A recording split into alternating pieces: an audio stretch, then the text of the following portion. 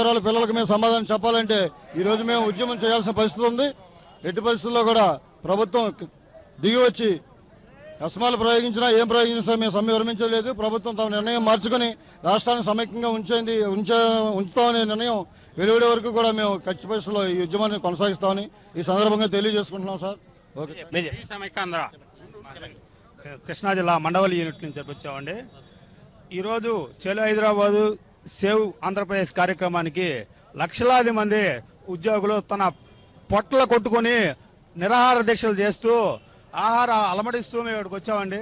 ఈ రోజు రాష్ట్రం విడిపోతే తాగునీరు, సాగునీరు, విద్య, ఉపాధి, వైద్య, ఆరోగ్యాలన్నీ పూర్తిగా మేము దెబ్బతిన్న పరిస్థితి ఏర్పడుతుంది.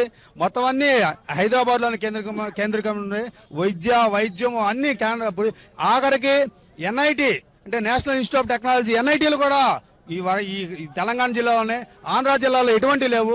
రేపొద్దున ఏఐట్రిపుల్ఈలు కానీ జేఈలు కానీ ఏమైనా జరిగినప్పుడు ఆంధ్రప్రదేశ్లో ఉన్నాయి, కర్ణాటకలో ఉన్నాయి, కేరళలో ఉన్నాయి, ఒరిస్సాలో ఉన్నాయి. మేము ఆంధ్రాలో మా పిల్లలందరూ అన్యాయం అయిపోతారు.